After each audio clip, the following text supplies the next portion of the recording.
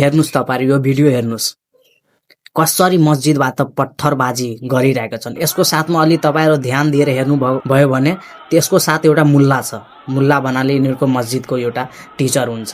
त्यही छ, हेर्नुस् कसरी अगाडि बढाइरहेका छन्। टिचर नै यस्तो भयो भने स्टुडेन्ट कुन रास्तामा जान्छ? मेन कारण यही हो। मदरसाको मुल्लाहरु नै मेन कारण हुन्छ यिनीहरुलाई आतंकवादी बनाउने, आरजक फैलाउने, धर्म विरोधी गराउने काम यो मुल्लाले नै गर्छन्। अहिले हेर्नुस् न तपाईहरु कति राम्रोले पत्थरबाजी गरेको छ उल्टे पुलिस प्रहरी माथि।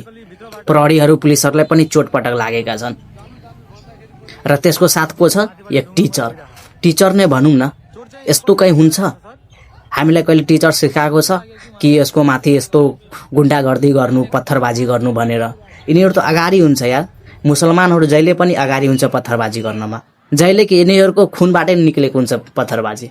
एक त यिनीहरु भारतबाट आएर शरणार्थी बन्यो यिनीहरुको बाउपुर्खा, र अहिले भन्दैछ कि हिन्दू भगाऊ देश बचाऊ। यो कुन नारा हो भन्नुस् त तपाईहरु? कुन नारा हो? हिन्दू भगाऊ देश बचाऊ। जसको देशमा बस्न दियो अब उलाई नै भगाउने काम गरिरहेका छन्। एउटा भनाइ छ नि हाम्रो कि जिस थाली में खाया उसी थाली में छेद कर दिया। यही हो यिनीहरु मुल्लाहरु।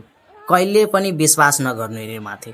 जबसम्म यिनीहरुको मस्जिद बन्द हुँदैन, मदरसा बन्द हुँदैन, यिनीहरुको शिक्षा सही तरिकाले मिल्दैन विद्यालयमा, तब यिनीहरुसँग राम्रो बुद्धि नै आउँदैन, यिनीहरुमा नलेज नै बिल्ड हुँदैन यिनीहरुको राम्रो।